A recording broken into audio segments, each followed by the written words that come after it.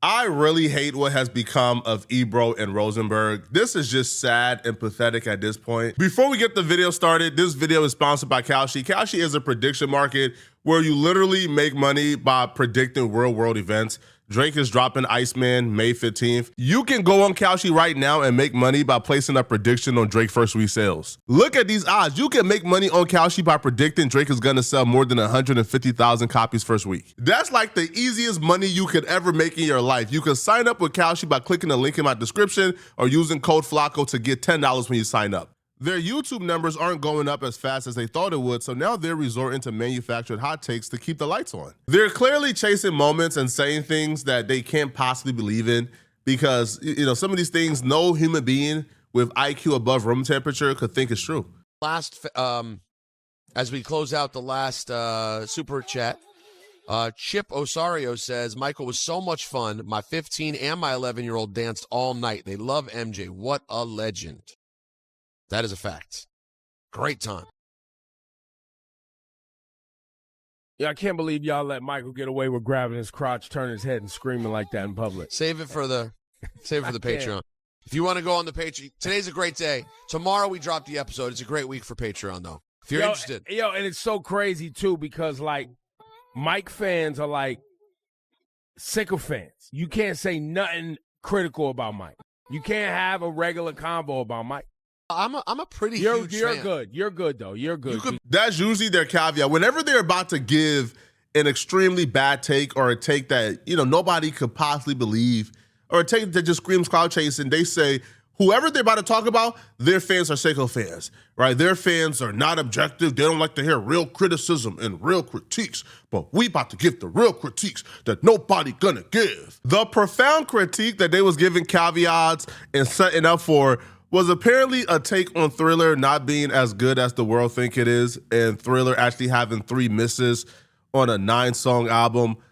Now, when you look at the track list for Thriller, I really want you guys to look at Thriller for a second. Look at that track list and tell me where the 3 misses are. Now, they even went as far to say there were 3 misses in a row. What are we discussing here, bro? Clearly, this was something that Ebro thought of. Oh man, I'm about to get the internet in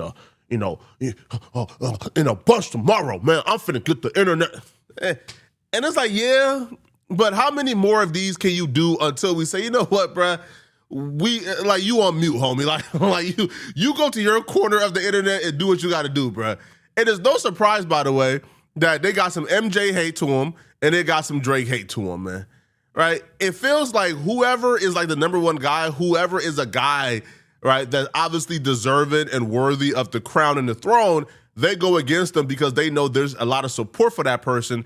And then in turn, there will be a lot of backlash, a lot of conversation, and a lot of engagement for their stupid takes and hating on whoever has the crown. I had an argument with somebody yesterday about Thriller. About the song? No, about the album. And I was like, what does Thriller mean? What does it mean? And they were like, it's Thriller. I was like, okay, what's the album about? It doesn't have an album. album. They were like, it doesn't have to have a meaning. It's the biggest album of all time. I was like, okay, so it's the McDonald's of albums. All right, cool. Wow, you call McDonald's album? It's just giant, sold, mad. All right, it's great. Nah, beat it. It's the Big Mac. Thriller's the McDLT. And the Paul McCartney joint is just a hot bucket of shit. That's the McRib. That's the McRib. Nobody wants it. But nah, Ebro's wildin'. Thriller's a great album. It's not off the wall. It's a great album. It ain't off the wall. But it's a great album.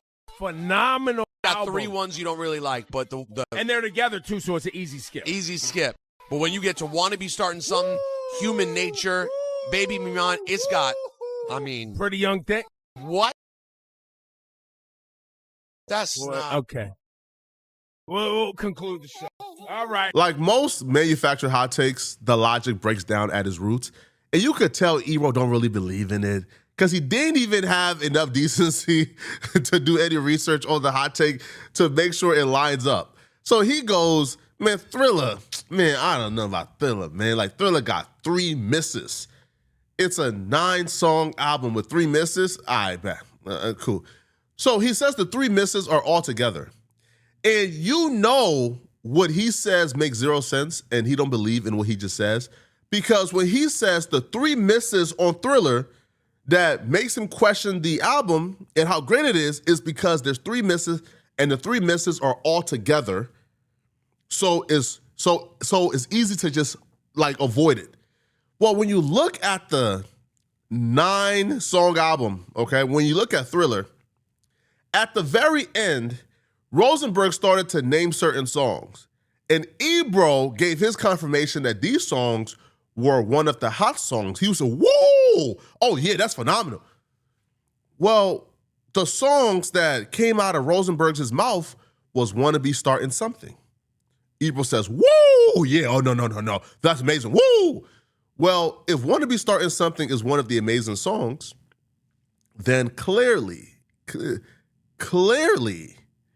Ebro ain't talking about Baby Be Mine and The Girl Is Mine and Wanna Be Starting Something, because these will be the 3 that are grouped together, right? And then when Ebro started talking about Thriller, he says, oh, not the record Thriller. The record Thriller is phenomenal. I'm talking about the album. So it wouldn't be 2, 3, or 4 because Ebro thinks that Thriller is an amazing record. And Wanna Be Starting Something is an amazing record. So, okay, so the first 4, it can't be it because, you know, Thriller is amazing and Wanna Be Starting Something is amazing according to Ebro. So let's further go down to try to find out what exactly are the 3 misses and the 3 skips, okay? Rosenberg says Human Nature. Ebro said, whoa! He says Pretty Young Thing. Ebro says, whoa! Okay. So Ebro likes Human Nature. Ebro likes Pretty Young Thing. Ebro likes Wanna Be Starting Something. Ebro likes Thriller. So where are the 3 skips in a row at? Where are the 3 skips in a row at? It can't be Beat It, Billie Jean, or Human Nature because Ebro likes Human Nature. That's just it. There are no 3 skips in it. Ebro just made it up. Ebro just got to talking, trying to manufacture a hot take and said whatever came to his mind. That's it. And that's the problem I think that exists, because what happened is they transitioned from radio to YouTube, and they're now trying to participate in clip culture. But the one thing when it comes to this, man, clip culture, especially when it comes to podcasts, it only works if you can stand on the hot take. But if it's so logically inconsistent that I could literally break it down this easily, then what's the point of even, you feel me? Like what's the point? Now, outside of just the embarrassing, like cloud chasing and manufactured hot takes, they are searching for moments, and it's looking desperate. They was interviewing Hassan, right? Hassanabi. And Hassanabi is a political commentator, a political streamer, blah, blah. They bring him on, and you know what they decide to do? Just interviewing him about Trump and about politics isn't good enough. They went for what they are known for, saying DJ Akademiks' name so Akademiks can respond and give them a hot take and bring some attention to their particular interview. I don't think Akademiks bit. Or if he did, then shame on you, Ak, because you don't bite. You don't give them what they want. But they brought up Akademiks' name just so unnaturally and so forced. I'm like, bro, y'all can't be this thirsty, man. First, the working class's interest first. And I think that's what a lot of people are threatened by nowadays. And that's why you see all these like heinous smears and attacks coming from the Republican side that many Democrats are leading into as well, because they feel like they're losing their grip of power. So prepare us after this interview. How much hate are we going to get? It's a tremendous amount. Really? Going forward, people will always be like, why did you have this guy? Here's a million different things that is impossible for you to find the context of. Boom, boom, boom, boom, boom. He said this, he said that. But we have what you said here, though. But it won't matter. It doesn't matter. Not with the clip economy. Yeah. It doesn't matter that I sat in front of you and you took accountability for being a white guy who doesn't quite, get all of the racial nuances and are not anti-black. Yeah, that doesn't matter at all. Doesn't matter. Because I had a conversation. Doesn't matter that we sat here and you talked about all your Jewish friends and how you have a Jewish friend group. And no, they'll say, oh. Of course. Yeah, by the way, come on. Yeah, they're gonna be like, "Oh, Jewish friends." Right. You have a black friend. Yeah. I don't even. That's why I teed it up like that. Yeah, perfect. But that's why I don't even play with that. Like, I don't even talk about that at all. I'm like, no, these are my opinions, because I know everyone's gonna be like, "Nah, it's bullshit," regardless. Right. The checking you try to justify. Well, listen. Similarly, not quite as serious. Drake fans don't believe that I'm a Drake fan. Yeah, no matter what he says. No matter what I say. Wow, that's Just because during the battle he got washed. that's a real struggle for you. No, it's hard. He lives with it every day. Okay. Yo, the comments are crazy. Did you weigh into Drake and Kendrick at all? Yeah. So shameless, man. Shameless, bro. Just absolutely shameless, man. I definitely sided with Kendrick. Why? For Why? sure. Definitely. Why you saying it like that, bro? Hey, hang on. What, you agreed? An absolute hard on they got when he says he chose Kendrick over Drake. Drake got to start sending some type of marketing invoice to these people, bro. Because, he's responsible for like 90% of their clips. This man came to talk about politics, and the first thing y'all did is, hey, man, what about that Drake and Kendrick battle? What? The battle is like, what, 2 or 3 years old? But it was a setup. They realized the politics talk ain't probably going to get them views. But they could bring out that Drake and Kendrick and then try to parlay that into Akademiks and Aiden Rock. I'm like, bro, y'all, at this point, man, I hate what they have become. Just saying, though, I'm a Drake fan, so, during the battle, and then there's during battle, after battle. Oh, okay. I think he's just, don't get mad at me, I think he's kind of corny, which is the biggest crime you can commit. I think he's a corny guy. Who? Drake.